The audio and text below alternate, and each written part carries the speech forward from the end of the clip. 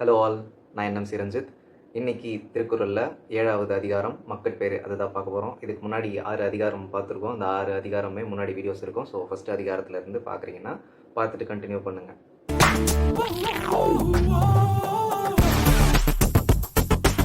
So topic மக்கட்பேறு. மக்கட்பேறு அப்படின்னா என்னென்னா, போன வீடியோஸ்லேயே சொல்லியிருப்போம். மக்கள்னா குழந்தைகள். ஸோ மக்கட்பேறு குழந்தைகள் பெறுவது.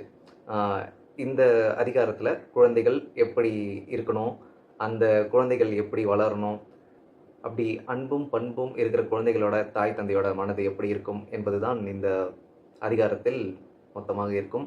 ஸோ நம்ம அறத்துப்பால் இல்லறையியல்ல 7வது அதிகாரம் மக்கட்பேறு. முதல் குறள். பெருமவற்றுள் யாமறிவது இல்லை, அறிவறிந்த மக்கட்பேறு அல்ல பிற. பொருள். பெறுகின்ற செல்வங்களாகிய அவற்றுள் அறிவறிந்த மக்களை பெறுவதை காட்டிலும் சிறந்ததாக பிற எதனையும் யாம் கருதுவதில்லை. அதாவது திருவள்ளுவருக்கே நான் எத்தனையோ செல்வம் இருந்தாலும் அறிவு இருக்க ஒரு குழந்தை இருந்துச்சுன்னா அதை விட சிறந்த செல்வம் எனக்கு எதுவுமே இல்லை அப்படின்னு சொல்லிட்டு அவரோட பாயிண்ட் ஆஃப் வியூ தான் சொல்லியிருக்காரு. யாம் அறிவதில்லை அப்படின்னு சொல்லிட்டு. ஸோ மற்றவங்களுக்கு நிறைய செல்வங்கள், பணம், புகழ், பலம், லைக் எதுவாக இருந்தாலும் அவங்களுக்கு அதுதான் சிறந்த செல்வம் அப்படின்னு அவங்க நினச்சிட்டு இருப்பாங்க. இதில் திருவள்ளுவரோட பாயிண்ட் ஆஃப் வியூவாக யாம் கருதுவதில்லை, நான் அதெல்லாம் கருதுறதே இல்லை. வேறு எந்த செல்வம் இருந்தாலும் ஒரே ஒரு செல்வம் ஒரு குழந்தை அறிவா அன்பா இருக்கிறது தான். நம்ம நாமக்கல் கவிஞர் உரையும் பார்ப்போம். நாம் அடைய வேண்டுமென்று விரும்புகிற செல்வங்களுக்குள் நல்ல அறிவையுடைய குழந்தைகளை பெறுவதை காட்டிலும் சிறந்தது வேறு இருப்பதாக நமக்கு தெரியவில்லை. அதாவது இதில் நாமக்கல் கவிஞர் உரையில் நமக்கு தெரியவில்லை அப்படின்னு சொல்லிட்டு ஒரு ப்ளூரலாக யாருக்குமே தெரியல அப்படின்ற மாதிரி இருந்துச்சு. பட் புலியூர் கேசிகன் உரையில் யாம் அறிவதில்லை அப்படின்னு சொல்லிட்டு திருவள்ளுவரோட பெர்ஸ்பெக்டிவ்ல சொன்ன மாதிரி இருந்துச்சு. ஸோ எதுவாக இருந்தானே இல்லை, லெஃப்டாக இருந்தானே ரைட்டாக இருந்த பொருள் ஒன்று தான். ஸோ எத்தனையோ செல்வம், கோடி கோடியாக சொத்து, மன்னர்ன்ற பேர் என்ன இருந்தாலுமே ஒரு அறிவுடன் இருக்கும் குழந்தை கிடைப்பது பெரிய செல்வம். பிறக்கிற குழந்தை வளர்ந்து அறிவில் சிறந்த ஒரு பர்சனாக மாறுறது தான் செல்வத்துள் பெரிய செல்வம் அப்படின்னு இந்த குறளில் இருக்கு. ஸோ நெக்ஸ்ட் பார்ப்போம். எழுபிறப்பும் தீயவை தீண்டா பழிப்பிறங்கா பண்புடை மக்கட்பெறின். பொருள். பழிச்சொல் ஏற்படாத நற்பண்புடைய மக்களை பெற்றிருந்தால் ஒருவனுக்கு 7 பிறப்பிலும் தீவினை பயன்களாகிய துன்பங்கள் அணுகா. ஒரு மனுஷனாக பிறந்த 7 லைஃப் இருக்கும்னு நம்ம கேள்விப்பட்டிருப்போம். 7 பிறப்புகள் இருக்குது அப்படின்னு சொல்லிட்டு, இத்தனையாவது தான் மனித பிறப்பு அப்படின்னு சொல்லிட்டு சம்திங் சொல்லிட்டு இருப்பாங்க. பட் நம்ம ஏதோ ஒரு குறளில் சொல்லியிருப்போம், நம்ம எத்தனை ஜென்மம் மனுஷனாக பிறந்தாலுமே அடுத்த ஜென்மம் மனுஷனாக தான் பிறப்போம். ஒரு மனுஷனாக பிறந்து எது மேலேயும் ஆசைப்படாமல் எல்லாத்தையும் இழந்துட்டு வாழ்க்கைக்கான ஒரு தேடல் அப்படின்னு தேடிட்டு எது மேலேயும் ஆசைப்படாமல் யாருக்கும் துன்பம் கொடுக்காம இருந்தால் தான் அடுத்த ஜென்மத்தில் மனித பிறப்பு கிடைக்காது. அதுக்காக தான் நம்ம இந்த பிறவி மனித பிறவி அடைஞ்சிருக்கோன்ற மாதிரி ஒரு குறள் இருந்திருக்கும். ஸோ இதில் 7 பிறப்புமே துன்பம் இருக்காது. எப்போ அப்படின்னா அவங்களுக்கு பிறக்கிற குழந்தை பண்போட அன்போட இருந்தா. ஸோ அவங்க 7 ஜென்மத்துலேயும் எந்த கஷ்டமும் வராது அப்படின்னு இந்த குறளில் பொருளாக இருக்குது. ஒரு குழந்தைங்க பழிச்சொல் வாங்காமல் அவங்க ஏதாச்சும் தப்பு பண்ணாதான் மற்றவங்க யாராச்சும் திட்ட வராங்க, இல்லை ஏதாச்சும் ஒரு சபிக்கிறது, சாபம் ஓடுறது அப்படி வந்துட்டு பண்ணுறாங்கன்னா அதுக்கு வந்துட்டு யாராச்சும் ஒருத்தர் பண்ணிடணும். ஸோ பழிச்சொல்லே ஏற்படாமல் நடந்துக்கிற நல்ல பண்புடைய குழந்தைங்களை பெற்றிருந்தால் 7 பிறப்புலையும் எந்த துன்பமும் வராது. ஸோ நமக்கு பிறக்கிற குழந்தைய நல்ல பண்போடு வளர்க்குறது பேரண்ட்ஸ் ஆகிய கடமை எல்லா பர்சன்ஸுக்குமே இருக்குது.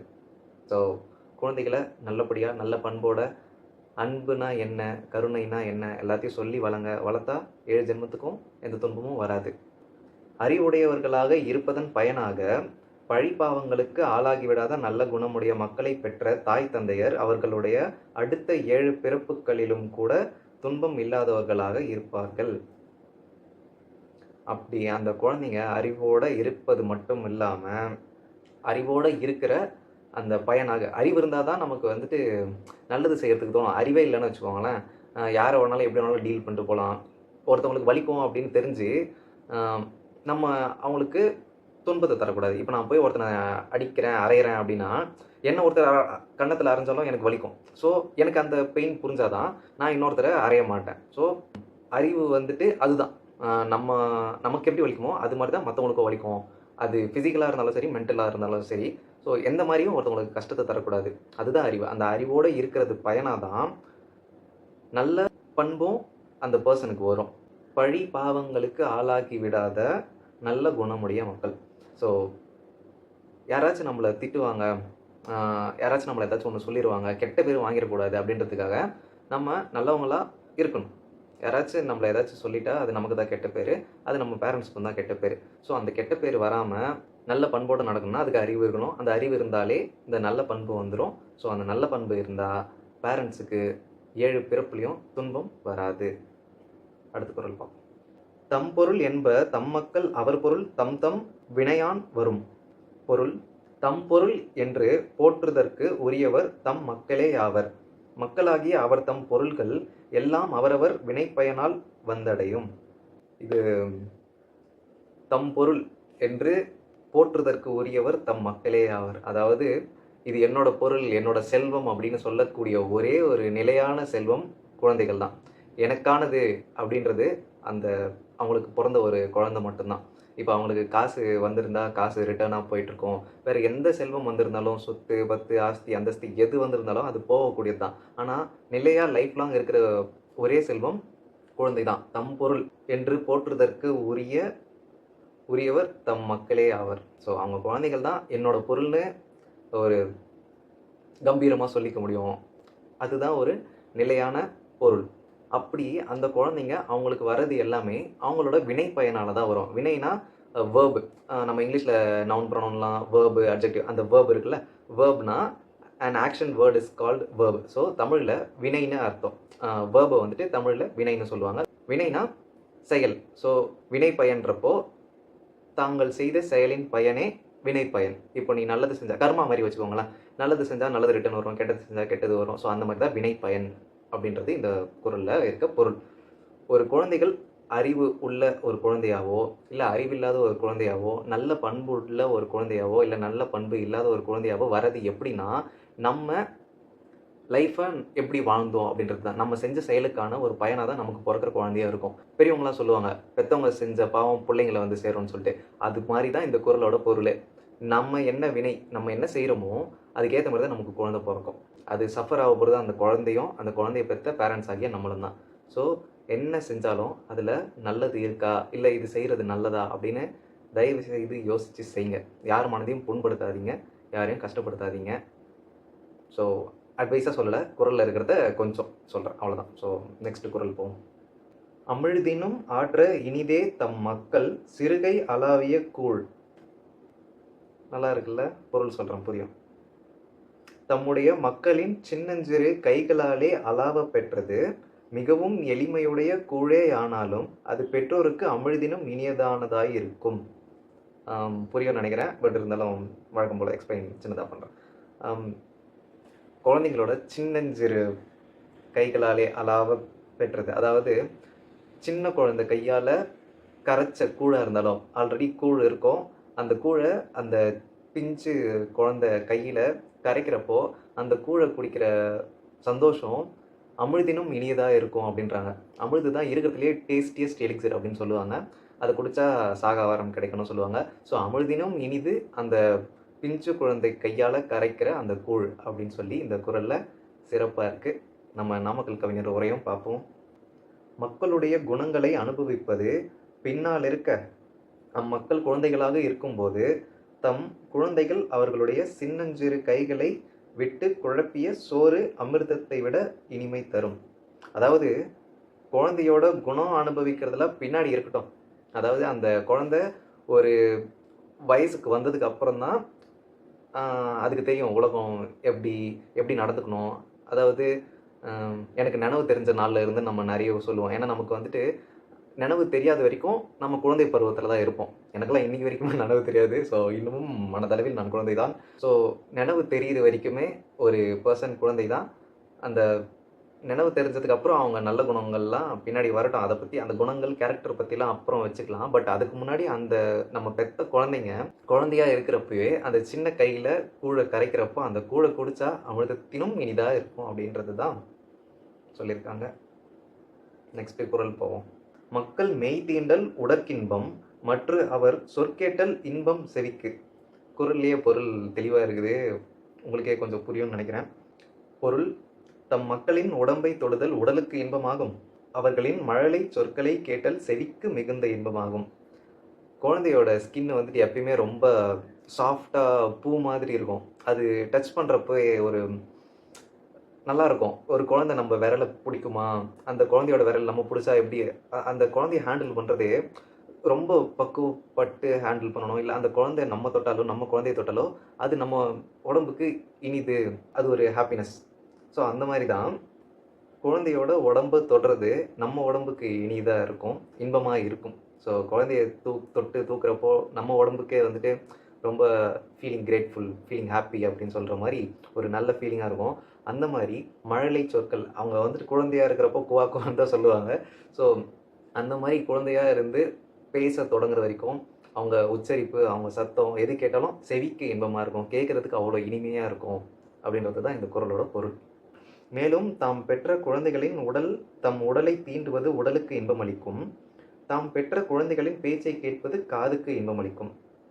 அவங்க பெற்ற குழந்தைய தொடுறதுனால அவங்க உடம்புக்கு இன்பம் அளிக்கும். ஒரு குழந்தையோட உடம்பு தொட்டால் நம்ம உடம்புக்கு மெய்சிலிர்த்து அப்படி ஒரு ஹாப்பினஸ் கிடைக்கும். அந்த பெற்ற குழந்தையோட மழலை சொற்களை கேட்குறப்போ காதுக்கு இனிதாக இருக்கும் அப்படின்றது தான் சிறப்பாக நம்ம திருவள்ளுவர் கூறியுள்ளார். அடுத்த குறள் பார்ப்போம். குழல் இனிது யாழ் இனிது என்ப தம் மக்கள் மழலை சொல் கேளாதவர். இதுவும் எனக்கு தெரிஞ்சு கிட்டத்தட்ட உங்களுக்கு புரியும்னு நினைக்கிறேன். ஏன்னா எனக்கு வர வர நிறைய திருக்குறள் அடிக்கடி படிக்க படிக்க எனக்கு குறளையே பொருள் தெரிஞ்சிருது, புரிஞ்சிருது. பொருள்: தம் மக்களின் மழலை பேச்சை கேட்டு இன்புறாதவர்களே குழல் இசை இனியது யாழ் இசை இனியது என்று புகழ்ந்து கூறுவார்கள். புரியுதோ? ஒரு குழந்தையோட மழலை பேச்சு, குழந்தை மழலை எல்லாம் ஒன்று தான். ஸோ அந்த குழந்தையோட பேச்சு சத்தம், அது பேசுறதுக்கு ட்ரை தான் பண்ணோம் அந்த டைமில். அது நினைவு தெரிகிற வரைக்குமே அது குழந்தை தான். குழந்தை பேச ஆரம்பித்தாலும் அது குழந்தை தான். குவான கத்தியிருந்தாலும் அது குழந்தை தான். ஸோ அது வளர்கிற வரைக்குமே குழந்தை தான். அந்த குழந்தையோட பேச்சு சத்தத்தை கேட்காதவங்க தான் குழல் இனிது யாழ் இனிது அப்படின்னுவாங்க. குழல்னா ஃப்ளூட்டு, புல்லாங்குழல், அந்த மியூசிக்கல் இன்ஸ்ட்ருமெண்ட்டு தான் காதுக்கு இனிமையாக இருக்கும். மியூசிக் தான் the flute music is the best in this world அப்படின்னு சொல்லிட்டு குழந்தை பேச்சு கேட்காதவங்க தான் ஃப்ளூட்டு பெஸ்ட்டுன்னுவாங்க. யாழுன்றது நரம்பால் செய்யப்பட்ட அது ஒரு மியூசிக்கல் இன்ஸ்ட்ருமெண்ட்டு. நான் இமேஜ் போடுறேன். யாழுன்றது நம்ம தமிழ் பழைய காலத்து ஒரு வயலின் மாதிரின்னு வச்சுக்கோங்களேன். அது கிட்டத்தட்ட அப்படி தான் இருக்கும். ஆனால் ரொம்ப இனிமையாக இருக்கும் யாழ் சவுண்டு. ஸோ வயலினில் பாடுற மாதிரி அந்த இசை வந்துட்டு மிக அழகாக இருக்கும். கேள்வி தான் பட்டிருக்கேன், நான் கேட்டதெல்லாம் இல்லை. பட் படிக்கிறப்பயே நமக்கு நிறைய கேட்கும், புரியும். ஸோ அந்த மாதிரி ஒரு சில இதெல்லாம் படிக்க படிக்க நமக்கு யாழுன்றது ஒரு மியூசிக்கல் இன்ஸ்ட்ருமெண்ட், அதில் வந்துட்டு இப்படிலாம் சவுண்ட்ஸ் வரும், நல்லாயிருக்கும் கேட்க அப்படின்றது என்னோட புரிதல். ஸோ அந்த மாதிரி குழந்தைகளோட பேச்சு சத்தம் கேட்காதவன் தான் இந்த மாதிரி மியூசிக்கல் இன்ஸ்ட்ருமெண்ட்ஸோட மியூசிக் பெஸ்ட்டுன்னு சொல்லுவான் அப்படின்றது தான் திருவள்ளுவர் சொல்லியிருக்காரு. குழந்தை குரல் எந்த ஒரு மியூசிக்கல் இன்ஸ்ட்ருமெண்ட்ஸை விட தி பெஸ்ட். பேச்சை விட மழலை சொற்கள் அதிக இன்பம் அளிப்பன. தாம் பெற்ற குழந்தைகளின் மழலை சொற்களை கேட்க கொடுத்து வைக்காதவர்கள்தாம் புல்லாங்குழல் ஓசையும் வீணையின் ஓசையும் இனிமையானவை என்று சொல்லுவார்கள். ஸோ அதே தான், குழந்தையோட பேச்சு சத்தம், பேச்சு குரல் கேட்காதவங்க தான் இந்த மாதிரி மற்ற மியூசிக்கல் இன்ஸ்ட்ருமெண்ட்ஸோட சவுண்ட்ஸ் தான் பெஸ்ட்டு அப்படின்னு சொல்லி நினச்சிட்டு இருப்பாங்க. அது எல்லாம் யாருன்னா குழந்தைகளோட பேச்சை கேட்க கொடுத்து வைக்காதவங்க. ஸோ நெக்ஸ்ட் குறள் போவோம். தந்தை மகற்கு ஆற்றும் நன்றி அவையத்து முந்தி இருப்ப செயல். பொருள்: ஒரு தந்தை தன் மகனுக்கு செய்யும் நல்ல உதவி அவனை கற்றோர் அவையிலே முதன்மை பெற்றவனாக இருக்கச் செய்தலே ஆகும். ஒரு தந்தை தன் மகனுக்கு செய்யக்கூடிய பெரிய உதவியே, நல்லா படித்தவங்க இருக்காங்கல்ல, கற்றவர்கள் தான் அறிவில் சிறந்தவர்கள்னு நம்ம சொல்கிறோம்.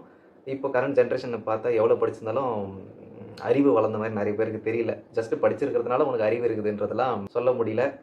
ஏன்னா படிப்பும் நாலேஜும் டிஃப்ரெண்ட்டாக இருக்குது. ஜஸ்ட்டு படித்ததுனால அவன் பேருக்கு பின்னாடி எத்தனை டிகிரி வேணாலும் போட்டுக்கலாம். பிஏ, எம்பிஏ, வாடவர், பிஹெச்டி வரைக்கும் நீ படிச்சிருந்தாலும் அவன்கிட்ட பேசுகிறப்ப தான் தெரியும் அவனுக்கு எவ்வளோ அறிவு இருக்குதுன்னு சொல்லிட்டு. நீ எக்ஸாம்ஸ் எழுது, பாஸ் பண்ணு, பேப்பரு, பிஹெச்டி என்னன்னா பண்ணிக்கோ, அவன்கிட்ட ஒரு ஒரு கான்வர்சேஷன் வச்சு பேசுகிறப்போ நீ மட்டியாடா, லைக் மக்கட்டடா இவன்ட்டெல்லாம் எப்படிடா படித்தவனுக்கும் அறிவு இருக்கிறவனுக்கு டிஃப்ரென்ஸ் இருக்குது. ஸோ இது வந்துட்டு 2000 வருடங்களுக்கு முன்பு திருவள்ளுவர் எழுதுனதுனால கற்றோர் அவையில் முதன்மை பெற்றவனாக இருக்கச் செய்தலே ஆகும்.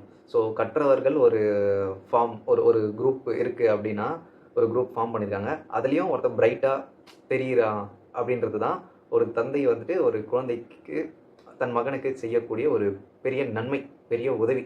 ஸோ முதல்ல அவன் வந்துட்டு அந்த கற்றவர்கள் அவையில் அவனே இருந்தால் எல்லார்கிட்டையும் பேசி நல்லதே கற்றுக்குவான், நிறைய கற்றுக்குவான். ஏன்னா ஒருத்தரும் ஒரு ஒரு இண்டிவிஜுவல் மைண்ட் செட். இவங்க ஒன்று சொல்லி தருவாங்க, அவங்க ஒன்று சொல்லி தருவாங்க. ஸோ அப்படி குரூப்பில் பேசி அவன் நிறைய கற்றுக்கிட்டு அவனுக்குன்னு தனி அறிவு வந்து அவனோட பாயிண்ட் ஆஃப் வியூ எல்லாமே சொல்லி அவனால் ஷைன் ஆக முடியும். ஸோ கற்றோர்கள் அவையில் தன் குழந்தையை நிலைநிறுத்துவதே ஒரு தந்தை குழந்தைக்கு செய்கின்ற மிகப்பெரிய உதவி. அப்போவே சொல்லியிருக்காங்க, ஒரு குழந்தைக்கு கல்வி அவசியம். அதனால தான் நம்ம ஊரில் அப்பா அம்மாலாம் என் தலையை அடமானம் வச்சாச்சு நான் என் குழந்தைய படிக்க வைக்கிறேன் அப்படின்னு சொல்லி படிக்க வைக்கிறாங்க. So education is the best. குழந்தைகளை வளர்ப்பதில் தகப்பன் மகனுக்கு செய்ய வேண்டிய நல்ல காரியம் என்னவென்றால், தன் மகன் கற்றவர் சபையில் முதல் வரிசையில் சிறப்புடையவனாக விளங்கும்படி கல்வி கேள்வி அறிவுடையவனாக செய்து வைக்க வேண்டும் என்பதுதான். சொன்ன அதே பொருள் தான். மகனை வந்துட்டு அப்பா ஒரு கற்றவர் சபையில் அவன் உட்கார வச்சுட்டான்னா, அந்த கல்வி கேள்வி அறிவு யாராச்சும் ஒருத்தர் கற்று தந்தால்தான் கல்வி அறிவு வரும். ஸோ ஒரு கற்றவர் அவையில் ஒருத்தவங்க கற்றுக் கொடுக்குறதையும் கற்றுக்கிட்டு, கேள்வி அறிவுனா ஒருத்தவங்க ஒன்று சொல்லித்தரப்போ கொஷின் ரைஸ் பண்ணணும். கேள்வி தான் முதல் அடிப்படையே கற்றுக்கிறதுக்கு. கேள்வி வந்துட்டு கேட்டால் தான் நம்மளால் புரிஞ்சிக்கவும் முடியும், கற்றுக்கவும் முடியும். ஸோ கல்வி கேள்வி இந்த 2 அறிவும் இருந்தால்தான் கற்றவர்கள் போல் சிறப்படைய முடியும். அந்த மாதிரி கற்றவர்கள் நிறைந்த அவையில் தன் மகனை நிலைநிறுத்துவது ஒரு தகப்பனின் நல்ல காரியம். அதுதான் இந்த குறளோட பொருள். ஸோ அவனை அங்கே ஒரு நல்ல கற்றவர்கள் சபையில் சேர்த்து விட்டாலே அவனே கற்றுக்குவான் எல்லாம். அதுவாக அவனும் அறிவில் வளர்ந்து நல்லதே செய்வான். ஒரு நல்லது செய்யணும்னா நல்ல அறிவு இருக்கணும். ஸோ அது வந்துச்சுன்னா அவன் எல்லாமே நல்லதே செய்வான். ஸோ கற்றவர்களுடன் குழந்தையை விடுவது சிறந்த உதவி தந்தை செய்வது மகனுக்காக. மகன் அல்லது மகள், குறளில் மகன் இருக்குது, அதை நம்ம ஜெண்டர் ஈக்குவலாக பார்த்து மகன் மகள் 2 பேருமே போட்டுருவோம். அடுத்த குறள். தம்மின் தம்மக்கள் அறிவுடைமை மாநிலத்து மண்ணுயிர்க்கெல்லாம் இனிது. புரியுதில்ல? இல்லை புரியாது, புரிய வைக்கிறேன். பொருள். தம்மை காட்டினும் தம் மக்கள் அறிவுடையவராக விளக்கம் பெறுதல் பெற்றோருக்கு மட்டுமல்லாமல் பெரிய உலகிலுள்ள உயிர்களுக்கெல்லாம் இனிமையானது ஆகும்.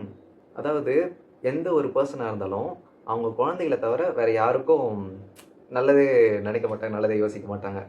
ஒருத்தர் சேர்த்து வைக்கிற பேராக இருக்கட்டும், செல்வம், அதாவது பணம் பொருள் எது சேர்த்து வச்சாலும் அதுக்கப்புறம் அதை அனுபவிக்க போகிறது அவங்க குழந்தைங்க தான். அவங்க குழந்தைங்க தான் அது எல்லாமே சேர்த்து வைப்பாங்க. ஒரு சிலருக்கு வந்துட்டு நம்ம வந்துட்டு ஸ்கூல் படிக்கிறப்போ 10th வந்துட்டு ஒரு 500க்கு 400 மார்க் வாங்குறோம்னு வச்சுக்கோங்களேன். நம்ம ஃப்ரெண்டே வந்துட்டு நிறைய மார்க் வாங்கி வச்சிருந்தா, என்னடா நம்ம கூட சுற்றிட்டு இவ்வளோ மார்க் எடுத்துகிற என்னோட அப்படின்னு சொல்லிட்டு கடுப்பாக இருக்கும். ஆனால் அதுவே நம்ம பெற்ற குழந்தை 500க்கு 500 எடுத்துச்சுன்னா பொறாமல் வராது, பெருமை தான் வரும். அந்த மாதிரி நம்மளை விட அறிவாக இருக்கிறாங்க அப்படின்றது மற்றவங்கள பார்க்குறப்ப பொறாமையாக இருக்கும். ஏன்னா எனக்கு ஜெல்லஸியாக இருக்கும் சீரியஸ்லி. எதுனா ஒருத்தவங்க வந்துட்டு ரொம்ப அறிவோடு இருக்கிறாங்கன்னு வச்சுக்கோங்களேன், எனக்கு அவங்களாம் பார்த்தா பொறாமையாக இருக்கும்.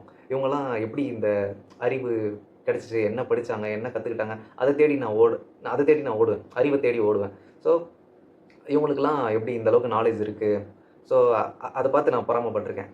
அதுபோல் இப்போ என்னையும் விட சிறந்த அறிவாக என் குழந்தை இருந்தானா நான் அப்போ வந்துட்டு பொறாமப்பட மாட்டேன். பரவாயில்லையே, என்னோட என் குழந்தை அறிவாக இருக்கான் அப்படின்னு சொல்லிட்டு சந்தோஷம்தான் படுவேன். அப்படி சந்தோஷப்படுறதுனால பெற்றவங்களுக்கு மட்டும் சந்தோஷம் இல்லாமல் குழந்தை வந்துட்டு நல்ல அறிவாளியாக இருந்தால், அதாவது அவங்கள விட அறிவாளியாக இருந்தால், என்னோட என் பையன் அறிவாளியாக இருக்கான் அப்படின்றப்போ எனக்கு மட்டும் சந்தோஷம் இல்லாமல், பெற்றவங்களுக்கு மட்டும் சந்தோஷம் இல்லாமல், உலக உயிர்கள் எல்லாத்துக்குமே, அதாவது உலக உயிர்கள் தமிழில் மட்டும்தான் மனிதர்கள் சொந்தங்கள் பந்தங்கள்னு இல்லாமல் உயிர்கள்னு சொல்லக்கூடிய ஒரே அழகு நம்ம தமிழ் மொழிக்கு மட்டும்தான் இருக்குது. உலக உயிர்கள் மாநிலத்து மண்ணுயிர்க்கெல்லாம் இனிது. திருவள்ளுவர் சொல்கிறது உயிர் எல்லாமே உயிர் தான்.